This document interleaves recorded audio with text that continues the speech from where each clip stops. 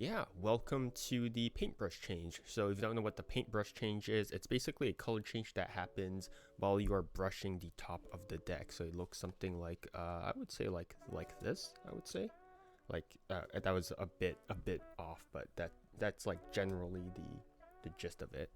I think my face actually kind of hit it, so I might need to redo it. So over here, and then it sort of looks like this, right? So that's the paintbrush change. All right, yeah, so if in case that you didn't see it, my face was blocking it, but yeah, so it's basically the first on the deck color change that I'm going to cover. And yeah, the last two, so the Bertram change and the pivot change, were both free-handed color changes. And if you still don't know the distinction by now, free-handed means that the color change occurs off of the deck, while an on the deck color change happens, well, quite literally on the deck, right? So again, most of you guys will probably be familiar with this move, but the history behind this move is pretty interesting. But if you're someone who only cares about the mechanics and whatnot, well, I'll also go over some touches regarding the paintbrush change as well, so we can look forward to that.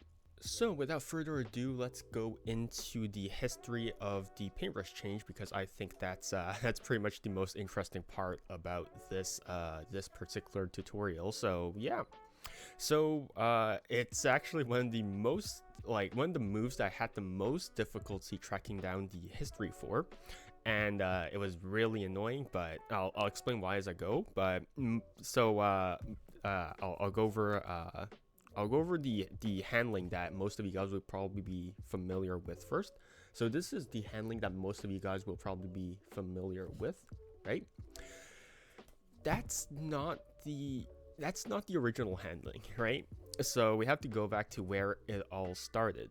So the original color change was dated back all the way back to 1910, and it was by a guy by the name of Frank Ward Cloyes. And if that sounds familiar, it's because it is. I've actually mentioned Cloyes a couple of times throughout my videos, and that is because yeah, he made the Cloyes palm, this one, all right, which I mentioned in my free turn pass and my one card pass video. But Cloyes essentially created the paintbrush change concept. So in the UK, he actually released it under the name of the Cloyes' color change. In the US, he actually released it under the name of the prismatic cards. So this original concept by Frank Ward Cloyes actually used a double facer over here, right? So I'll just briefly go over the first concept. So you would have your double facer over here, right? And you would actually change this card over here, right? So you would do the paintbrush change as per usual, and because of the double facer, it looks like this card never changes. But as we all know, this is actually the double facer. So that was actually the original handling of the paintbrush change, and actually the first handling of the paintbrush change in publication history, as we know. So, method aside, this looks very similar to the modern handling of the paintbrush change, which is very fascinating. And since then, a lot of similar stuff have come out, or a lot of like variations and different handlings have come out. So Ellis Stanyan, again, I've probably mentioned him throughout the channel. If you've actually seen the history part of my tutorials long enough, then you'll know Ellis Stanyan. So Ellis Stanyan actually published the exact same method as the Cloyes color change a month later, which is if that's not called timing, then I don't know what is. But he named it a new color change, and he published it in Stanyan Serial Lessons in Conjuring. But the problem with that is, so you could always argue that, but he didn't know that it was Cloyes' color change. The problem with that is, while he was advertising the move, he actually called it Cloyes' color change, which means that he was very well aware that it was actually Cloyes' move while he was teaching it under his own name, right? So that's just an interesting goof throughout history. So again, that's in 1910. Stanley Collins then published an ungimmicked version called Original Color Change in Magician Monthly back in 1912. And then Frank Holmes published the brush color change in The Magical World new series number 5 back in 1913. So to my knowledge, that was actually the first time that the word brush has been included in the name. Gene Newgard also published something similar, but brushing on the long edges. So sometimes you see people brushing it like this. That's the Gene Newgard variation, and it was published in the Card Manipulations Volume 5 back in 1936, and it was credited to Gerard Walton. So that's who came up with this. All right. And then like a whole bunch of other like color changes, but you know, there's so many variations that I probably can't even cover them in one single video. And yeah, you can read up on all of those variations on Conjuring credits, and you can even access some of them if you have an Ask Alexandra account. But now to the main event. The main event was actually from Roy Walton, and the reason why I got confused was because the handling that Roy Walton actually had in his book, it was actually very interesting. It was actually really interesting to have Roy Walton's variation, because his variation actually involved changing this card over here, right?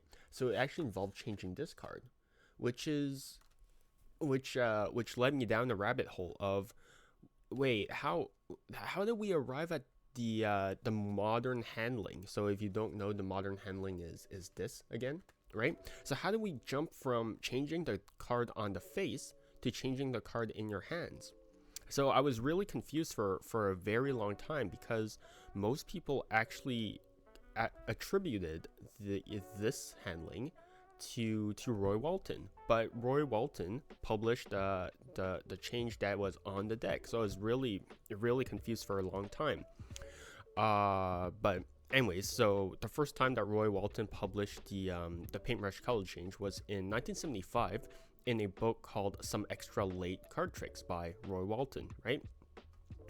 And then I discovered that in a he had an entire section dedicated to paintbrush change and 4 effects using it. But in the book, at the last effect, at the 4th and final effect that he presented, so I don't remember what it's called, but it's called Command Appearance, I think. But in the last effect, that's where he presented this variation of the paintbrush change.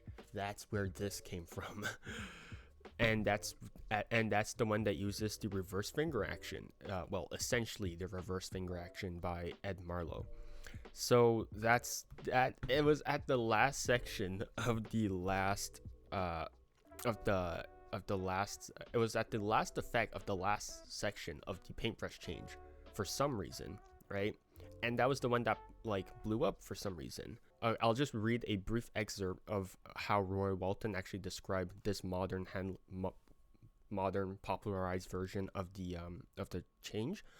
So, quote, "But the effect this time is that the face-up card in the right hand visibly changes to a queen," unquote. So that's how the change is perceived.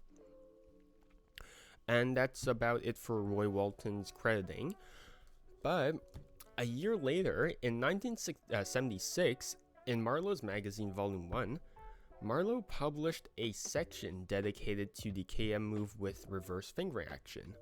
So there was a subsection called the single card exchanges, and basically in there was a pretty discrepant switch that was basically the modern day paintbrush change, right? I'm not going to go too much into it because this is about the paintbrush change and not the KM move with reverse finger action. So I'll just briefly mention that and then move on. I'll give like brief history regarding the KM move. So the KM move was by Ed Marlowe back in 1962. K stands for Cardero, and then M for Marlowe, so it's a combination between Tony Cardero's last name and Ed Marlowe's last name. So that's the KM move. But in the booklet, he actually presents something called the KM move brush change. but I don't really have the booklet, so I can't really present it. So I can't really, I can't really verify how close to the paintbrush change it is. And yeah, in the booklet, he has something called the reverse fingering action, which is a KM move, but done with the top card rather than the bottom card. So yeah, that was my brief segment on the KM move. But essentially, Roy Walton's paintbrush change was very similar to the KM move. And then in 1977, Marlowe with all the crediting, comes up with something called the Face-Up Startler, which he published in 1977 in Marlowe's magazine volume 5. So it's basically the paintbrush change, except Marlowe didn't really do a brushing action. He did more something like this. I can't really do the change. It's very bizarre. It's like this. I don't know. I can't do it, but there's no brushing action. All right. But again, all this history begs why, if this move is so similar to Marlowe's face-up startler, and this move is only known under the last section of Roy Walton's paintbrush change, why is this the move that's known as the paintbrush change and not the first variation? And why is it not this one, right? Which, okay, well, I flashed that one. But why is this the handling, not the main one? Well, that's probably because of someone by the name of Bill Goodwin. So you don't know who Bill Goodwin is. He's a very prominent magician. He's a very prominent performer, but he's also the head librarian of the Magic Castle. So considering how notable he is in magic and how he released a video dedicated to this particular handling on the paintbrush change, it wouldn't surprise me that other magicians saw it and was like, yeah, so that's how the paintbrush change is supposed to look. And then they just basically just copied him, and then throughout people just watching it and then reteaching it, that's how this variation of the paintbrush change became the poster boy of the paintbrush change, right? So I think that's how this move became known as the paintbrush change and not the original handling by Roy Walton, right? But yeah, that's that was such a long history segment. Oh geez, but yeah. All right, so let's get into the brushing motion behind the paintbrush change, because I think that you should probably get used to the brushing motion first. So what you should do is that you should grip the card that you want to brush on top of the deck using your thumb, and then your index is just sort of curled in, but you'll notice that it's also sort of blocking the right long edge of the card over here. And then your middle finger is just curled on the bottom like so, and this will act as a gauge, so it'll stop everything like so. All right, so this is the general position like so. All right, and now you're going to contact this left long edge of the card with the right long edge of the deck, right? And you'll notice that it's basically just resting on the left middle ring and pinky fingers over here. All right, so now what you're going to do is that you're going to move the card across the face of the deck, right? And notice how the card basically just bends against the index over here, right? So it's bending against the index like so. And you're going to continue moving across the face of the deck until it hits either your thumb or the fat of your thumb over here, right? So it's going to continue until it hits this.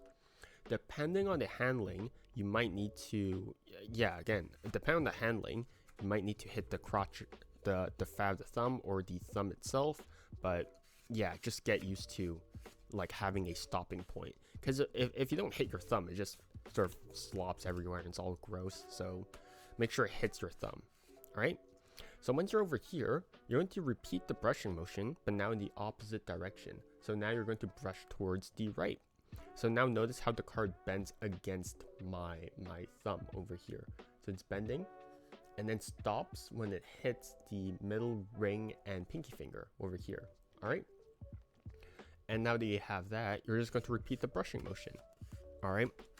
So this brushing motion is very, very soft, right? It's not bending the card on purpose, right? It's just a side effect of moving the card. All right. So the brush doesn't require like a whole lot of motion. It's basically just a bit of wrist and forearm rotation. If you're putting your entire elbow or your arm into it, you're putting way too much pressure, so don't do that.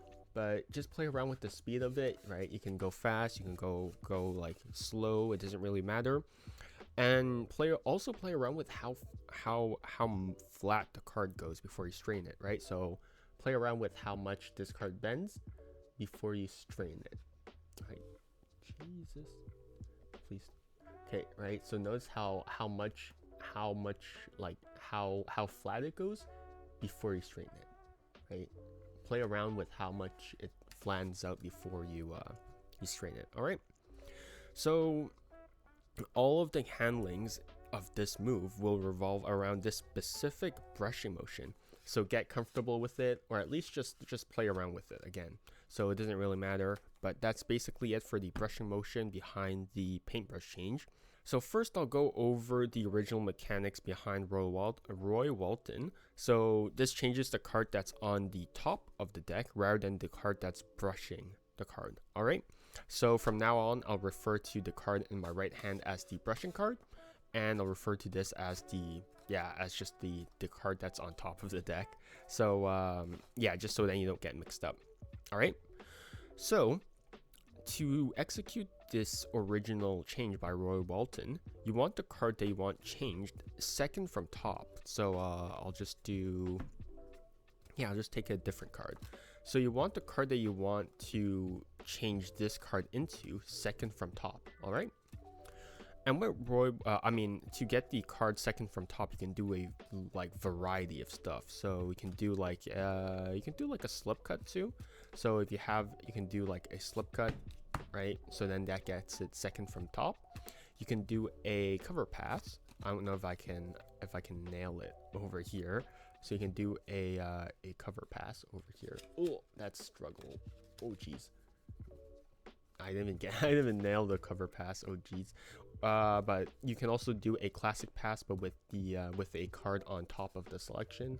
So you just do a classic pass, or if you already know a bluff or a bluff pass or a tilt, it doesn't really matter as long as you get the card second from top. All right.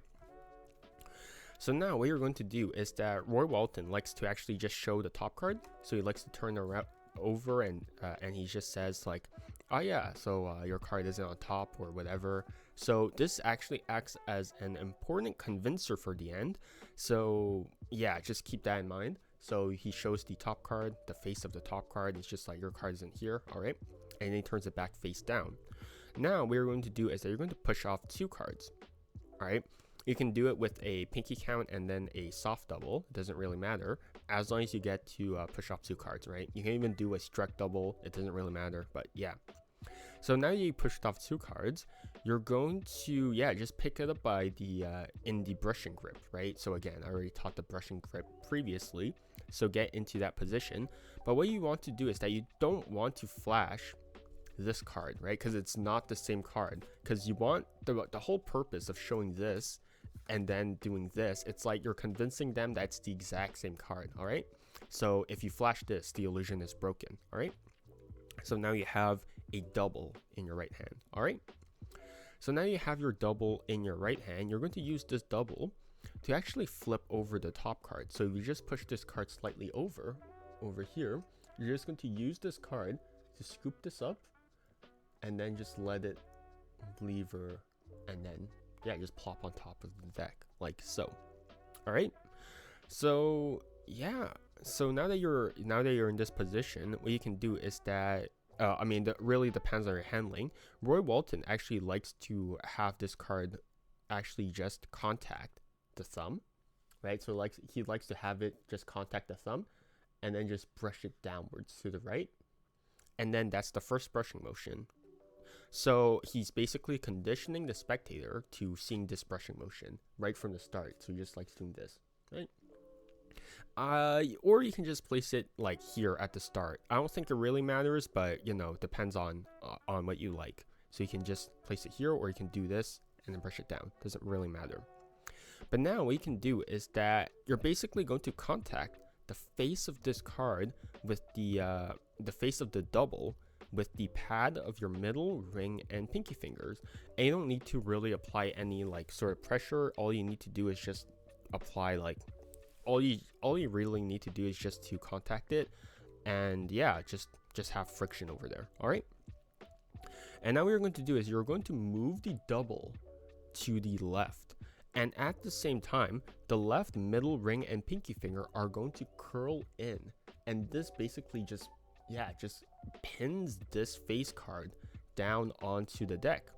All right, so now as you pin this card down, you're going to move the double to the left. So you're going to move this double to the left. At some point this card is going to clear this card over here. So you're going to move it to the left, but Roy Walton also likes to move it upwards as well, so then it clears this card faster, right? So you have this, and now you're going to move this single card basically to the left until it clears this card, and then until it hits the thumb, and then yeah, that's basically the change. There's really that's basically it. But Roy Walton actually likes to do another brushing motion, and then he does it like about like three times. All right, so yeah, so what he likes to do is he executes the change and then he brushes it a couple more times, right? So you'll notice that now I can show the top card as the exact same as before, right? Because I did the convincer at the start, right? I did this, and then I execute the change, and I'm left with this, right? So then, because most people would probably think that this is the dirty card, but the dirty card is in fact already on top of the deck, so you're left clean in this hand. All right.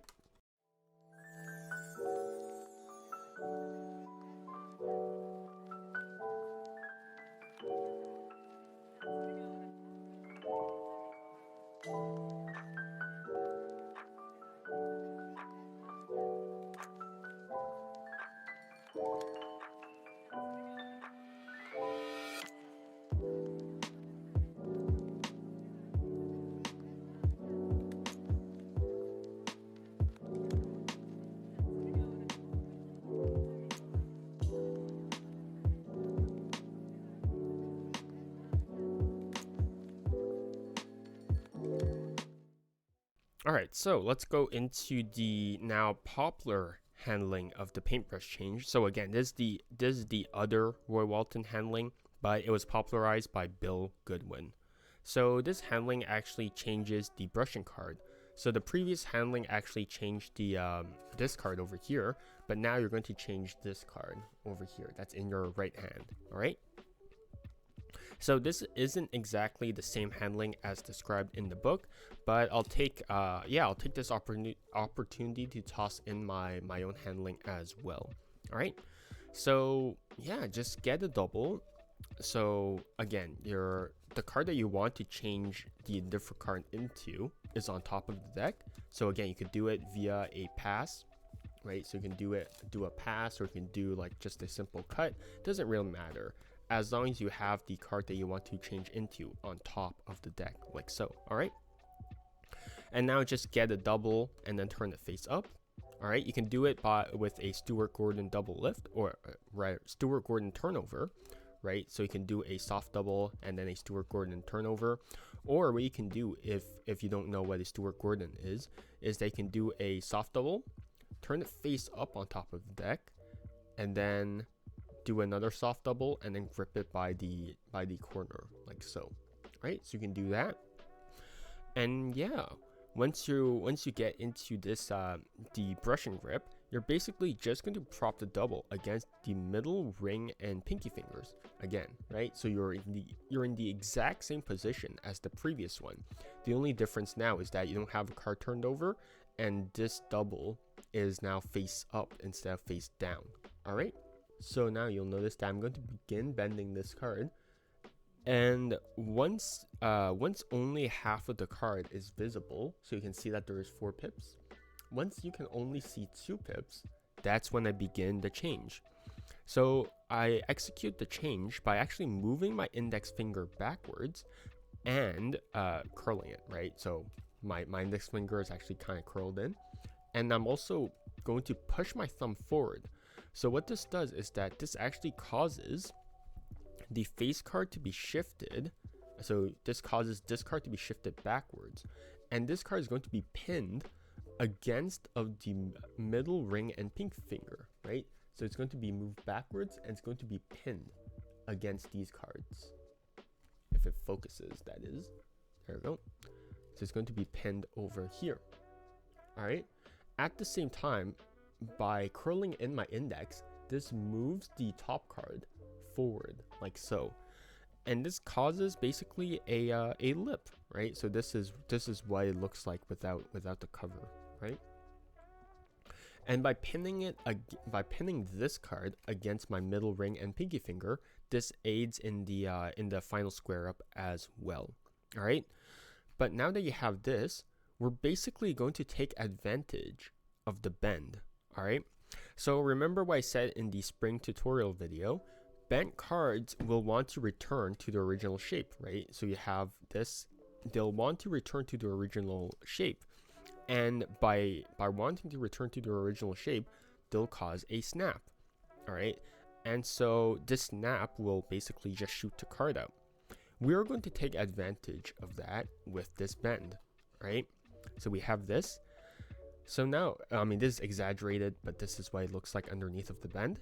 So now that you have this and you're bending the card, what you can do is that you can now straighten out your thumb. And by straightening out your thumb, this releases your grip on this card, which will now cause it to shoot downwards onto the deck.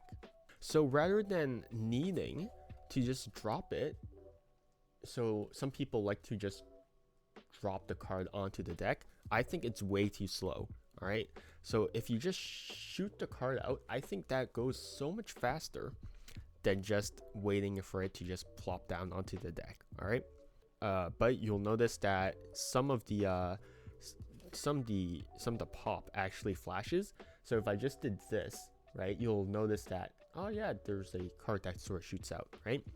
So to hide it, what you actually want to do is that you want to lift your left thumb, and then you sort of just want to stroke the card, right? So you have your card, you're going to let it shoot out, but as you shoot out, your left thumb is going to raise up. It's just going to stroke the card, right? And after you're done stroking the card, you're just going to turn the card around, and you're just going to let it rest on your left index as your thumb just caresses the card like so. Right? So what you'll notice is that the card never really does a full brushing motion, right? It stops the brushing motion once it basically reaches the index or once the card clears out. So yeah, that's basically it for the paintbrush change, right?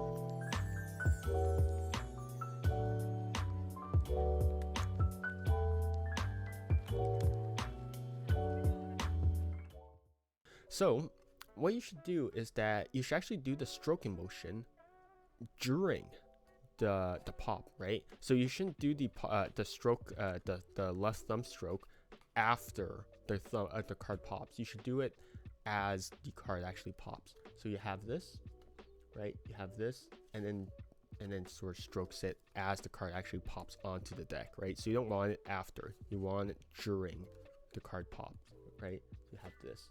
Right. So if you're having trouble with squaring the deck, with squaring the dirty card rather on top of the deck, that's probably because the double wasn't lined up with the deck to begin with. So if you actually line up the card by the long edges perfectly, right? So you actually see that this is actually perfect and perfect. If I just do the change, you'll notice that I get pretty much a perfect square up, assuming that none of my fingers interfere with it. All right. So if I just do this, right? If I just do this, right? Again, you might have to do some squaring action in your left hand or whatever, but generally, if you just square up the long edges and you just did the change, well, now you're just gonna have a perfect square up every single time. All right. Or alternatively, you can actually do the change when the double is closer to the deck. So if you're having trouble with just half of the card showing, do it with like 1/3, do it with like a quarter, right? And then yeah, that will hide more of the change. Even though I'm not necessarily the biggest fan of it, I think that half of the card being hidden is more than enough. All right, so that's the paintbrush change. So I basically only have one main gripe with this change, and no, it's not because that it's a basic move. I've seen so many people do a beautiful paintbrush change, including a Japanese magician on Instagram. His username is nukci_magic, so NUKCI_magic. So that's his handle, and if you see his paintbrush change, it is beautiful. But I personally, well, my main gripe is that the popular handling of the paintbrush change has way too much of a correlation between the change and the brushing motion, right? Because this happens on top of the deck, right? So for the original handling, which is the Roy Walton one, this brushing motion has to happen on top of the deck for this card to change, right? Because you can't really, because if you do this, you can't really just peel the card off, because that's way too much motion, right? So the brushing motion and the change has to happen on top of the deck, right? But for this one, you don't need to realistically. You can just put the deck down and then you would just do a change, right? But it has to happen on top of the deck, which I think creates too much of a correlation between, you know, just doing the brushing motion on top of the deck and then just having the card change, if that makes sense. I think I'm just rambling at this point. So my solution for my main gripe for the popular handling of the paintbrush change is just don't use it as a visual change, right?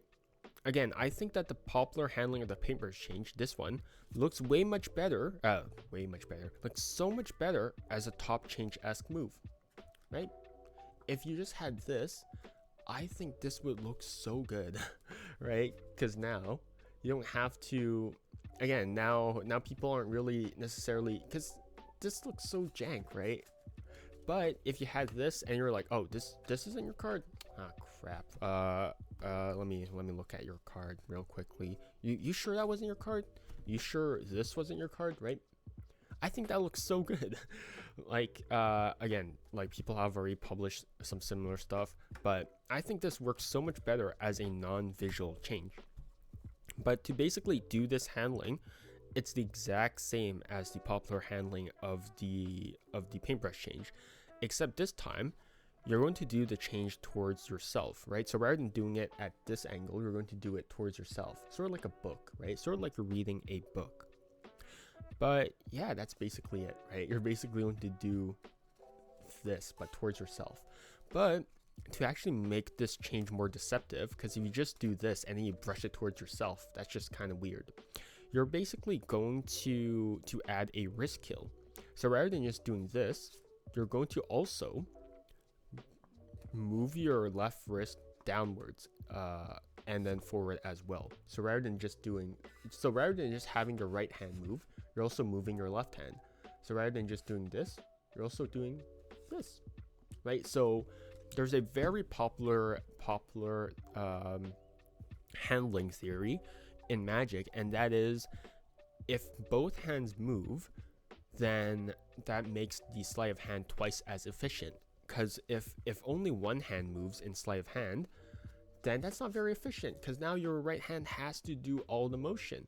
But if both hands move, well, both hands have an equal amount of work to do, which means less strain on one particular hand. So that is a popular sleight of hand mechanic theory.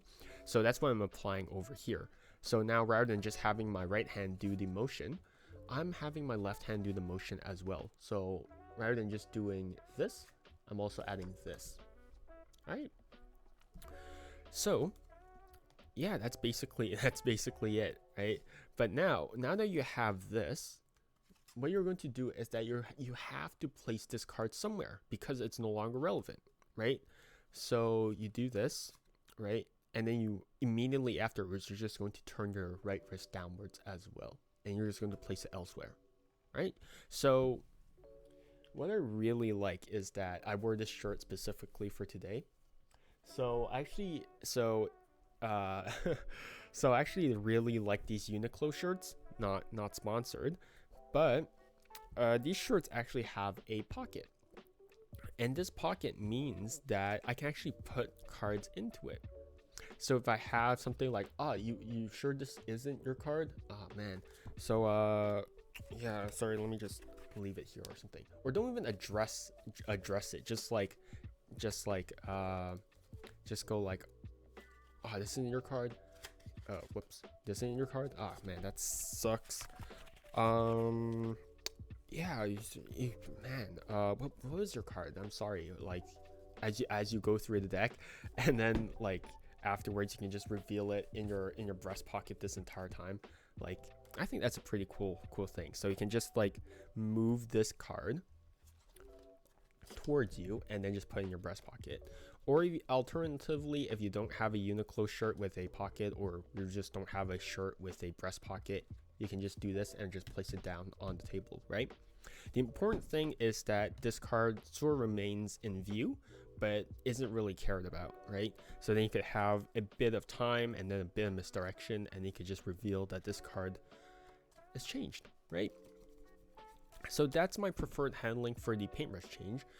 I think that it's a lot better than just doing it visually, because I think that doing it visually is again, I think it's too direct of an actual like thing. But you know, again, it all depends on what you want to do. So honestly, just do whatever you like, but my preferred method is just doing it as a non-visual change, right? Because I think this looks so nice.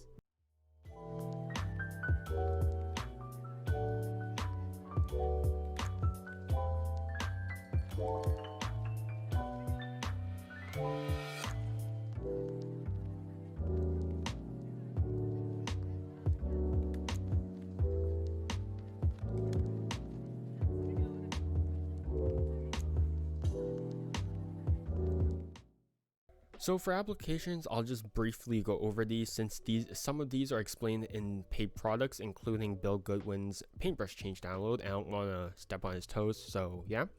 So if you want to do so concern the original handling, you actually do it with as a production, right? So if you actually show this as like the 10 of diamonds, do a double and say like, oh yeah, hold up, let me actually get 2 10s. Okay, there it is. So if I actually have like, oh yeah, I have my 10 of diamonds on top. Now watch as I actually produce the 10 of hearts, right? So you can actually do it as a production. I won't go over that. It's the exact same thing, but you're not really going to change this card, right? You're just adding on this card, right? So that's just it as a production. Yeah, you can also use it as a pip transfer. It's an expert card technique, and it's taught by Di Vernon. So that's where it is. And you can also use it as a double change. It's explained in Bill Goodwin's download, so I won't go over it. So yeah, you can do it as a double change as well. But I'll go over some further reading. So if you're interested in reading up on the paintbrush change, yeah, that's going to be where you can find more resources. So the complete Walton Volume 1 by Roy Walton, that's where he published like a section on the paintbrush change as well. Cards on the Table by Jerry Sadowitz. There's an ebook sold on library. Card College Volume 5 by Roberto Giobbi. If you haven't read Card College yet, why not? Go read it. There's also the Magic of Ascanio, More Studies of Card Magic by Arturo de Ascanio. There we go. And yeah, it's sold on Vanishing Ink. There's Expert Card Technique by Gene Newgard and Frederick Browie. Talk About Tricks by Joshua J. There's in the book, someone actually talks about changing a card in a sandwich visually. So yeah, that's in Talk About Tricks. There's also The Hermit Volume 2, Number 7 by Scott Baird. This variation of the paintbrush change is taught by Biz. Monette by Alex Pandrea. Paintbrush Change Download by Bill Goodwin. And then there's also Noel Heath, Cardistry and Sleight of Hand Demonstrations by Anyone Worldwide and Noel Heath. So if you just type that into YouTube, it'll pop up. So yeah, so he teaches the infinite paintbrush change over there as well.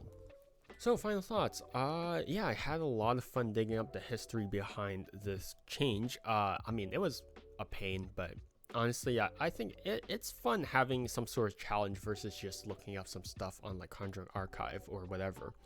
I mean, for the change itself, it's a classic, right? It's basic, it's simple, but what more what more needs to be said about this change, right? It's everything. But again, like I always say, just because something is simple and basic doesn't mean that you should neglect it or that you should dismiss it, right? Think about Jack Patton, I'm really sorry if I butchered your name, or Noel Heath. I mean, they were able to revamp this move in very, very interesting fashions, right? So yeah, think about Noel Heath and his infinite paintbrush change. I'm probably gonna butcher it, but oh, not bad. Oh yeah, no, never mind, there it is. Oh, that's not good. Whatever, good enough. But yeah, Noel Heath was able to make that, and then Jack Patton was able to create the center paintbrush change. So there's a whole bunch of interesting things that you can just think about. You don't even have to use the same mechanics, but just think about it. All right, so continue exploring, continue playing around with moves, and don't neglect your basics. But without further ado, that's gonna be it. This went on for way longer than I thought, probably because I was struggling with my words, and now I'm not for some reason. But yeah, thanks for hanging out with me, and yeah, take care, stay healthy, stay safe, and see you guys on the next live stream.